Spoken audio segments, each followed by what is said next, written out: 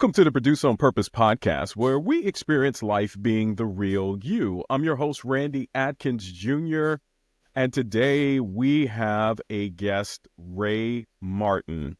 He's also known as the Daily Explorer. He's an entrepreneur and award-winning business leader. As a coach, mentor, facilitator, speaker, writer, and mindfulness teacher, he is a torchbearer for greater human consciousness. Ray is also a marathon runner and a fundraiser.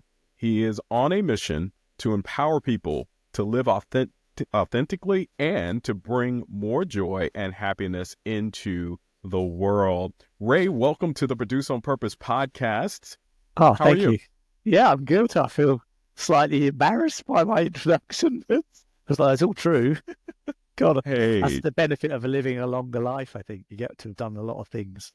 sounds like you've done wonderful things, and Yeah, that's one of the questions I want to start off with is, yeah. can you introduce yourself to the audience and let them know a little bit about your journey and how you ended up where you are now and what you would like to share with us today? Yeah, I'm wearing a few hats these days, Randy. Obviously the most recent one is being an author, which I never dreamed I would ever be. I'll maybe come back to that later, but I work currently as a leadership coach, and love to work with anyone who's running an organization, who's trying to lead a part of an organization to get the best from themselves and their team. And that's been my passion for years. Even since I was a child, I think I was just fascinated by that. And of course, before I was a leadership coach, I was a CEO myself. And so I actually sat in the leadership role for about 10 or 12 years with a business I founded that became very successful in the UK. I was very fortunate to be recognized for my role in that time. I was given a business leadership award in England for the work I did there. So I know a thing or two about leadership from a direct experience point of view, but more recently it's through coaching others. And one thing most people don't realize or know about me is that in order to write the book I published a little while ago, I went on a 6-month sabbatical, which accidentally turned into a 14-year global nomadic journey where I lived out of that backpack. It was not planned that way. It's just how it turned out. It was a kind of unexpected magic to the whole thing. And it changed my life completely. So those are some of the things I could say to introduce myself. Well, Ray, it is awesome to have you on, and we're going to dive a little deeper into your accidental Okay. sabbatical, Thank because you. I do believe that's an interesting story because, Yeah. we all have different journeys and different things that happen to us along the way. And when we had our initial conversation, it was interesting to me to hear that. So you were running your own thing, or you're at the CEO level, and then you ended up saying, "Hey, I'm gonna go on this sabbatical." How did that first occur, and how did Yeah. the sabbatical turn into 14 years? Yeah, it's a good question. Well, I founded the company, but I had a business partner, and the partner was the woman I was married to. We were, completely right from the outset. We came together with this vision of running this organization, of creating this company, and it was really successful, and we loved it. And for quite a few years, it was our like having a child. It was like giving birth to something. But that wasn't that. So it was all encompassing, let's say. And of course, we were actually married, so that our actual personal relationship got very little attention or growth in that period of time. And after a few years, it was obvious that we'd done the thing we'd set out to do, and we both had a slightly different direction we wanted to head in, but neither of us could had the courage to admit it because we got on so brilliantly as a team. But it was inevitably going to come to that.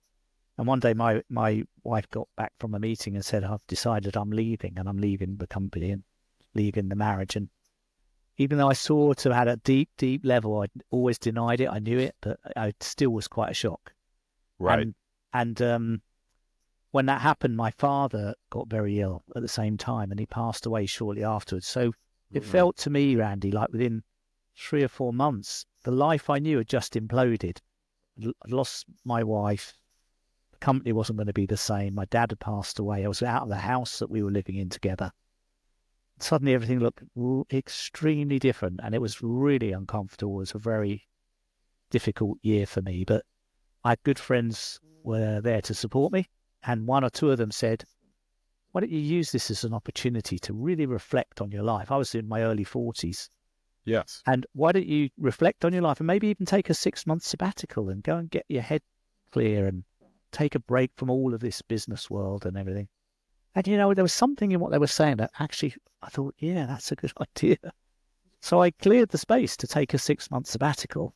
Yes. And I sold my house in London, which I was living in with my wife, and we didn't need that anymore. Got rid of most of the stuff in it. I had to minimalize to get rid of all of that stuff. And I was sort of left with just my bag of clothes and a laptop and a lot of time. And so I went to Asia for 6 months to backpack. But when I got there, some really unexpected events happened. One of which was I did a Vipassana meditation retreat in a Buddhist monastery. And that was after about 5 months I did that retreat because I'd been full of fear and agitation. I had a lot of guilt and shame about being a crappy husband and things like this. And even though I was in a beautiful place and I was in a different setting, I was still the same confused, agitated, scared me on the inside. I was just in a different place. Right. And so the Vipassana retreat enabled me to go more deeply inside myself rather than on the outside. And I came to the realization, having sat for 10 days in silence and meditated, that there was a lot more to self-awareness than I'd figured out. And I was really enjoying that deep inner immersion.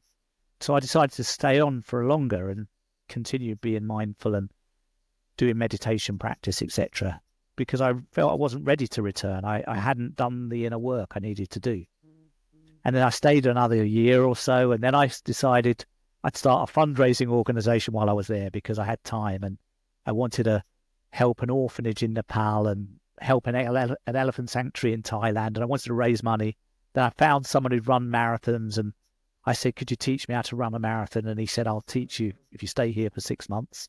I'll train you how to run. So I did, and I ran a marathon in 2009 and raised $15,000. And by now, I'd been away from England for 4 years already. So by the time all of this had happened. So and then, 6 months became 4 years. Yeah, and then after that, someone said to me, there's this company in Singapore that wants some coaches to join the team. Were you interested? And I was living in the region. So I said, yeah, okay, I'll do that. And just one thing after another that I never imagined. And lo and behold, 14 years later, I finally made it back to England. Wow, that is an amazing story. Yeah. Kudos for, taking the step to do the sabbatical. And it sounds like there was, an enlightening area where you found out I can change places externally, but that doesn't change who I truly am. So now having that experience, you started to look within, and it sounds like it's been a beautiful journey of exposure. I've found exposure through travel is awesome because it also kind of gives you different insights and portions of life. So how did you end up taking some of those experiences and those principles and outlining those into your book called A Life Without a Tie? Yeah, I never had any idea about the book at all when I left. I was just a broken person trying to heal. Yes. And so I just traveled and met people and started conversations with strangers, which were often wonderful. Some of the best I've ever had.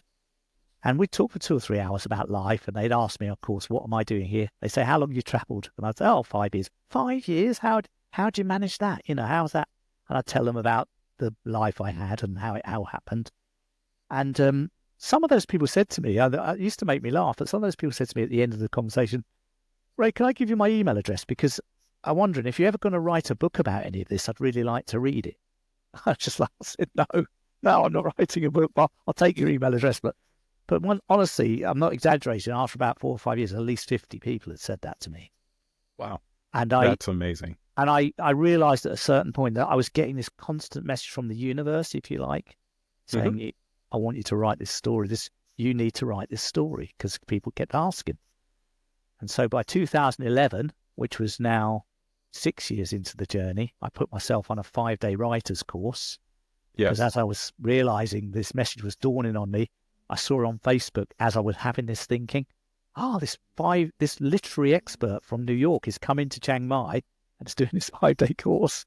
So I wrote to her and said, could I join your course? Because A, I don't have the $1,200 that it costs, but I could maybe spend 500. And B, it looks like it's for established writers, and I'm a brand new novice, but would I get in the way, or could I join? She wrote back and said, definitely join the course, and you're welcome to come, and you can do it for $500, no problem. And so I took that as what I call a confirmation signal. I've written in my book a lot about confirmation signals and the nature of those, because when you're faced with a difficult decision in life, to have a confirmation signal is something that just gives you that feeling you're making the right decision is a wonderful thing. And I used to have that when I flew airplanes. Before I went on this journey, I was a pilot in my spare time.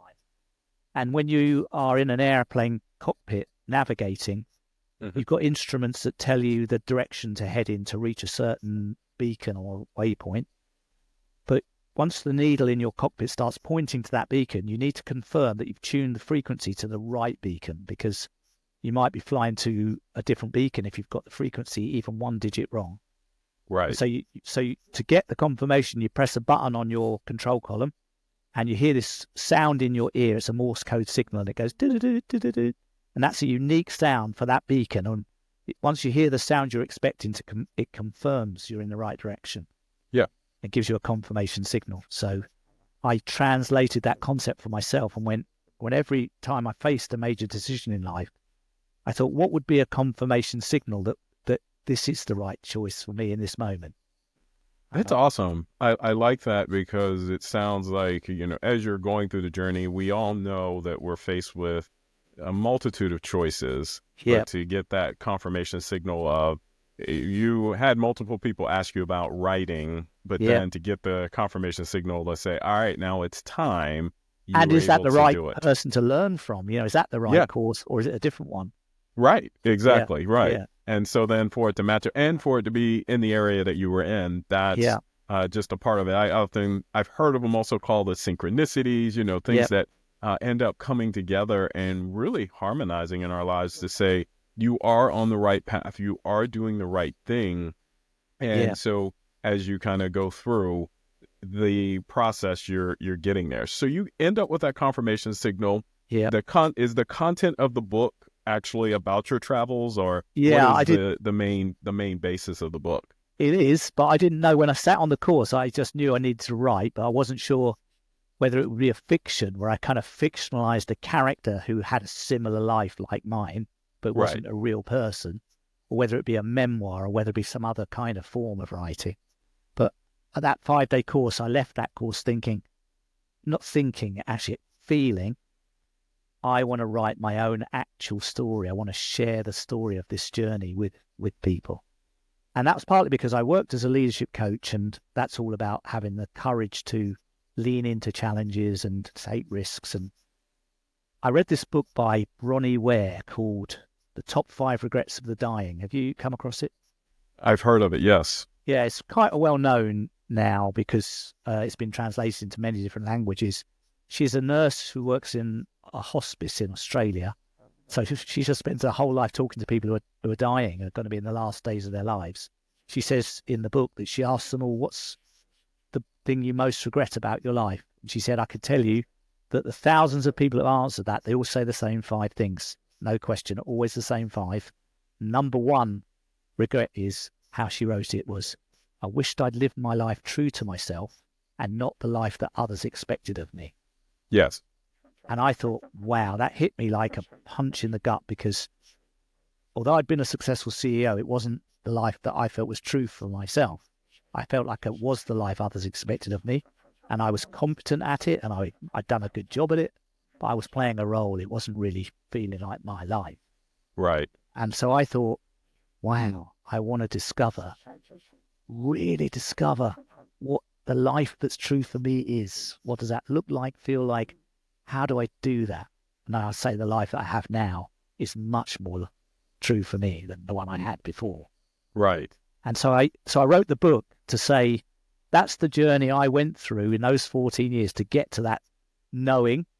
These are the things that happened. These are the decisions I faced. These are the thoughts that went through my mind at the different times.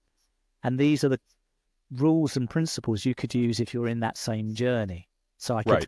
make the book a way of sharing what I'd learned. That was why I wanted to write the memoir.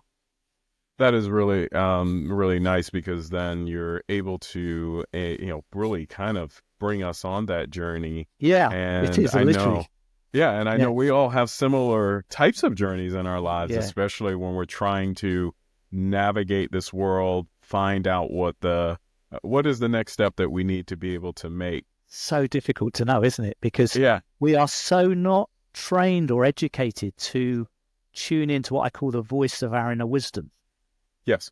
In fact, the whole of society kind of discourages us from that completely. You know, we're sort of distracted and led by what's popular or what's trendy or what's this or what's that. You know, we're sort of in a way encouraged to be followers rather than leaders of our own story. You know, and Yeah. it's a hard place to move away from for some people, I think.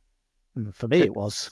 it's such a thinking society Yeah, it instead is. of, innately tapping into what you were designed and born with that Yeah, and really being guided by that. And yeah, I think a lot of the work that we end up having to do is just trying to get rid of all of that programming, all of that thinking that we've had to do to get to that inner yeah. That's place true. that's That's you and true. who you are. Yeah, it's like peeling the layers off rather than adding something new in. Correct. Yeah, yeah, And a lot of times the things we've been taught is to just go out and make that new thing or create that new thing. And a lot of it is just revealing truly, as you yeah, started to say in your journey, who you really yeah, are. yeah. What are some of the main components of mindfulness now that we're kind of moving in that direction that you think that we should incorporate into our daily lives? Yeah, I think for me, I've had many different teachers, but the parts that have really stuck with me, I think I learned mainly from Thich Nhat Hanh, who's a Zen Buddhist monk. He died 2 years ago. He was in his 90s. The most beautiful man I've ever met.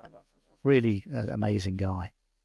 And through him, I understood that to live mindfully, which is simply to be aware of whatever you're thinking and feeling in any given moment without any judgment about it. That's how I'd Mm, explain it simply. right. In order to do that, to have the energy and focus and awareness to do that, you've got to have practices that are split into meditative practice and applied practice. So, for example, a meditative practice would be something like sitting meditation, swimming, walking in nature, anything. You probably do it alone. There's anything Hmm. where your mind goes very quiet. You don't need to talk. There's no need to be stimulated by any external activity. So you're still and quiet. And the purpose of doing that is to recharge your mindfulness batteries. So like if Yes. you imagine like when you've got a mobile phone, which all of us have these days, the mobile Yeah. phone's useful because it's got applications on it. And it's the Right. applications that actually do something. The phone Hmm. itself is not that useful. So you load applications on the phone. It's the applications that actually make your life better. But you can't use the apps if your phone's not fully charged. If your phone battery runs out of charge, the apps don't work. Right. And we're similar as creatures. If we've got lots of mindfulness energy in our system, when we come to challenging moments or a difficult conversation or a reaction or something that upsets or annoys us, we've got enough energy in our mindfulness reserve to respond to that situation wisely, calmly, from a place of peace, from a place of wisdom. But if we don't have that charge in our batteries, we're going to go into autopilot, we're going to react, we're going to kick out, we're going to scream, kick, be upset, annoyed. We're not going to be at our best. We're not going to choose the best options behaviorally. We're going to react poorly. Yeah. That's how I see it very much. And those practices, those meditative type practices Yeah. you're saying will bring that charge back to Yeah. us and allow for us then to be able to operate whatever we need to do in this world. And of course, Yeah. the goal would be to have more fulfillment, joy, love, and all of Yes. that in our Yeah. lives. Yeah. That's right. Yeah. And so I discovered that simply through the act of doing all of those sitting meditation retreats and then having a regular meditation practice, first in a community of people that did it together, but then I evolved my own practice, and now I would sit typically for 20 or 30 minutes at home in the morning, and sometimes in the evening as well, but always in the morning before my day really starts, to just quieten down my mind, just to check my internal weather, find out where I am, what I'm feeling, what I'm thinking. Not just as if I was an observer of myself from a distance. So I'm not judging myself, because I'm terrible, honestly, Randy. I'm the worst. If I'm not happy, I'm sort of like, oh, Ray, you're always unhappy, you idiot. I'm so critical towards myself. I've got this really bad self-critic habit. So, and that's habit energy. It's not wise energy. So, so knowing that distinction is important. Yeah, and I believe there's a lot of us that happens to us, right? We're the most critical of ourselves, and can we take a step back and just let everything be the way it's supposed to be, whatever it is. We don't try to attach anything to it, and just let it be. And then you really begin to find out, hey, I can release that. I don't have to hold on to that. I can now just continue to just be in this moment. And I like the observer. I believe that's a great way to describe meditation. And that's why it's one of the 6 rules of happiness. Rule number 3, I think it is, become your own observer. And I've got it in there for that reason, because I think I learned it from the guy who stands in my, do you know the coach Tony Robbins? He's American. So yes, Tony Robbins. Yes. I think in one of his books I read, you're not in your life when you're stuck, you're not just the actor who's acting in the scene that you're in. You're the director and the scriptwriter as well as the actor. So if you want to change something, you can actually change the script, you can change the story, and you can change the lines you're saying. You can do all 3. Yes. So when you're in the observer role, you have access to the director and scriptwriter. You don't have access to those when you're in the actor role. Yes, and of course I take it a step further, and I say we need to be the producers of our lives, because we bring it all together, right? Because the producer hires the director, hires the actors, hires everyone, and you get to produce on your own purpose in life. And yes, I think being that observer and being far enough away from the the day-to-day internal stuff, you take a step back during that time of meditation, and you're getting information there, and that allows us to connect into that inner place. And that's a great, just to jump in there, because that's one of the things I forgot to say earlier. The quietness has been for me essential, because when I didn't have that quietness, I could never hear my voice of inner wisdom, because it's quite quiet relative to the critic that's yapping away all the time. Yes. And so the quietness gives more volume to that voice that's got the wise narrative. Right. That's a massive advantage from meditative practice. And it allows for that voice to be something you can put your attention to and trust. Yeah, totally. Yeah. So that's awesome. So how can leaders use the state of inner peace to begin to not allow the external pressures to be guiding them in leadership? Because I know you deal with leaders on a daily basis. How can they start to utilize that? Yeah, it's a really long answer. I don't know we'll do it justice in the time we've got today, but essentially, I think these days you can only be a brilliant leader if you know how to lead yourself well. Right. So the journey must start with self-awareness and self-mastery. There's no question about that in my mind. That's absolutely how it is. So that's the start point. You've got to become fully conscious of who you are. You've got to know what your purpose and vision is. You've got to know what your values are, what's most important to you. You've got to, as much as you can, operate and make choices from those values.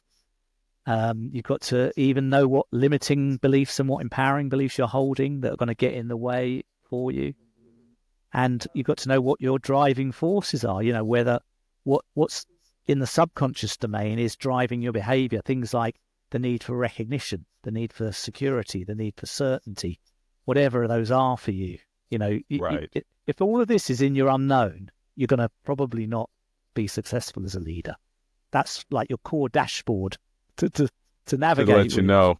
Yeah, and this is the start point, and I think most organisations are understanding this these days, and they are doing much more to give people the resources and tools and support to get this awareness. But once you've Right. got all of that awareness, and you're at a place where you feel like you are navigating in a way that's feeling in alignment with your values and purpose and vision and all of those things, then I think you've got a pretty good chance of inspiring others to do the same. Because my sixth rule for happiness in the book, Hmm. the six rules, the rule number 6 is to use all of the things you've learned for yourself to empower others. Because I don't think you can be deeply fulfilled if you're not empowering other people to also improve their lives, And I think a lot of people do experience that through their kids. They Right. obviously automatically trying to make their kids' lives more brilliant.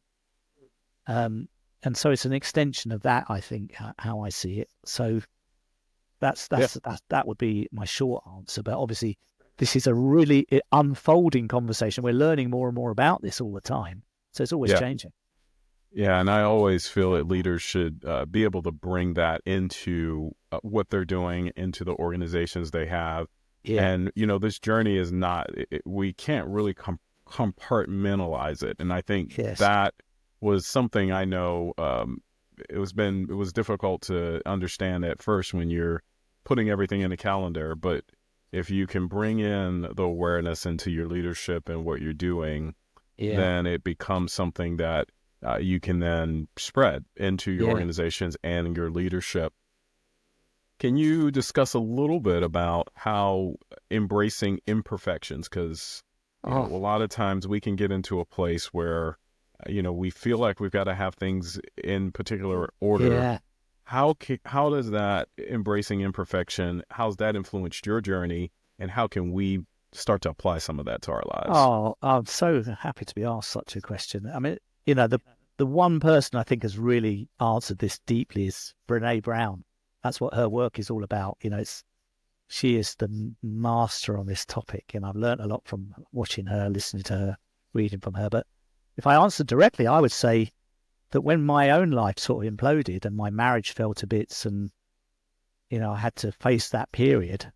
Um, for the first time, I really actually felt like I could relate to and have empathy with the guys I was coaching who were obviously experiencing things like that, which I never had.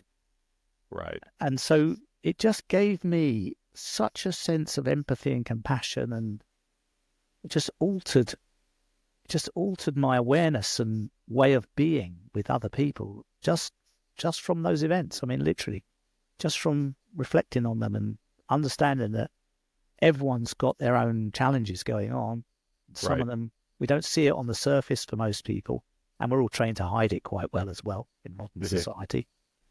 But I read this lovely article the other day. I'll send you a link to it afterwards. Just a coach who'd Hmm. written that it's the messiness of our own lives that is the value that we have to coach from. Yeah. Because if we're not constantly in touch with that, another coach I worked with, a lady called Daniel Marchant, she called it the twin journey, because you're helping others, but you're always working on something within yourself, always. And that's Yes. where most of your value and knowledge and learning is coming from, is the struggles you're in yourself. So Those experiences. Yeah. yeah, those experiences. So I'm not sure if I'm directly answering your question, but these are some of the thoughts that come up when you ask me that. No, I think you're falling right in. We have those imperfections, we have those things that Yeah, happen, and I think that they all become a part of us learning. And I think you made a great point of it makes us relate in a way yeah, that we're unable to relate if we've never experienced some yeah, of the imperfections, some of the difficulties, some of the troubles, whatever we end up, the conflicts that we end up in. yeah, It allows us, like you said, to empathize and yeah. be there with a person. And I believe in that space, you're in the greatest place to provide wisdom or help in that Yeah. situation. And sometimes not, because if someone's got a partner who's dying or something like this, Yeah. that's not a fixable situation. Yep. You could just Yep. be there with that person in the shittiness of that. Yep. That's it. Yeah. There's nothing else to be done. But you understand how to be Yeah, there because it is a part of who you are and you can relate. And that's really yeah. good. Yeah, absolutely. How do you define authenticity? Because we talked about that in the beginning. Mm. And what steps would you share with someone to take to begin to achieve that authenticity? Well, the steps we probably talked in as much about if you've got a sense of who you are through knowing what's important to you. And we all know what's important to us because every day life is giving us events. Some of those make us feel really happy, and some of those have quite a negative reaction. And when those events are happening, our values are being challenged, or being violated or honoured, depending on Hmm. how you look at it. So to me, being authentic is about trying to make as many choices as possible, minute by minute, hour by hour, day by day, that align to what feels true in terms of those values, Yeah. And and and having the courage to communicate what those are sometimes, and push outside our comfort zone in some cases to do that. yes. And it's a practice, because when I first started doing that when I was a younger man, it felt so uncomfortable and it was so challenging. But the more I did it and the more I got used to that feeling of discomfort, the more the feeling of discomfort didn't bother me. It never went away. I still have it even now. When I come to a podcast like with you, Hmm. I'm still nervous about what you're going to ask me. I still feel uncomfortable about being asked a question I don't think I can answer or something. But I'm just a lot less bothered by the discomfort. It's like, oh, it's you again. Hi, discomfort. Yeah, okay, well, of course you're here because we're going on a podcast, so you've got to come with me. I know you won't let me go on my own.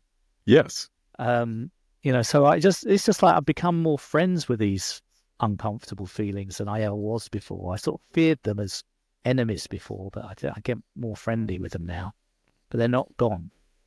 Yeah, and I find it interesting in my life. The more that I do something, and it's very probably similar to when we do disciplines and practices as well. If Yeah, you do things that are uncomfortable, cause you discomfort doesn't have as much of a weight on you as no, it had before, because now you understand that it's really not attached to anything other than, hey, I'm having a feeling right now.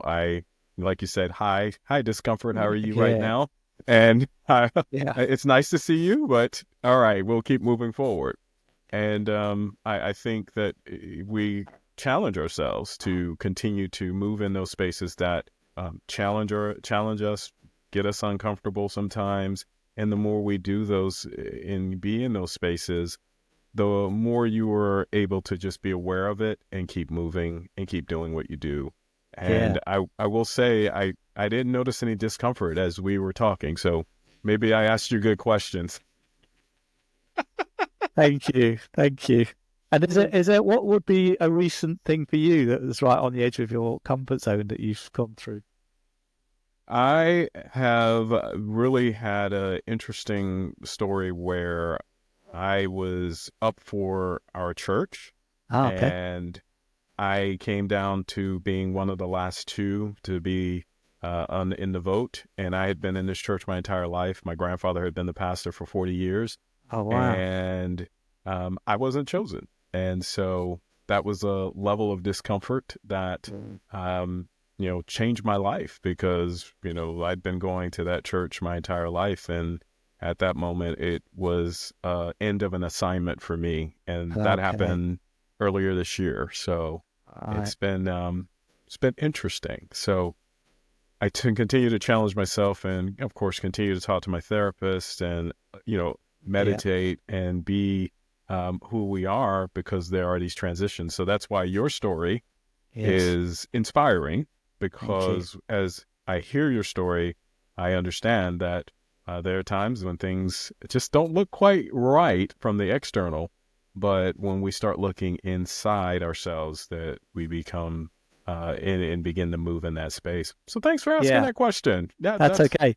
And vice yeah, versa. I think, when I went on that journey, it was, for me, it seemed like if I looked around generally, it seemed like everyone's lives look great from the outside. yeah, But when you dig under the surface, you find that people are unhappy, dissatisfied, out of alignment, just feeling lost, yeah, overworked, stressed, burnt out. this was common, and so something's not right for that to be so widespread. Yes. And the idea is that we should wake up and we should have joy, we should have love, we should have fulfillment every day. And how do we do that consistently without becoming weighed down by those external pressures? And that's part of why I do this podcast. A part of why I love sharing stories like what you're sharing, because I believe it allows everyone to understand that there is that hope, that we can have that awareness and that strength. So everything just goes so fast. So we are at the end. Okay. I always ask this question to all the guests. Are there 2 or 3 things that you feel, based on your journey and based on what we have discussed, whether it's in leadership or in life, that our audience should implement immediately that will help change their lives? Implement it immediately. Gosh, that qualifier on the end. I think for me that, one of the ways of thinking that I've adopted that is useful all the time, constantly, and really gets in the way if I drop it, is taking full ownership for everything that happens. Acting as if I'm 100% responsible for whatever's going on in my life at any given moment. So if an event takes place and I don't like it, then that's there to serve me in some way. It's there for my benefit. Might not feel like it, but if I act as if that's true and treat it like it's like that, and constantly ask myself, what have I done or not done that might have contributed to this circumstance I'm in? That I think is a really powerful place to be living from. So I would say that's one thing I would do immediately.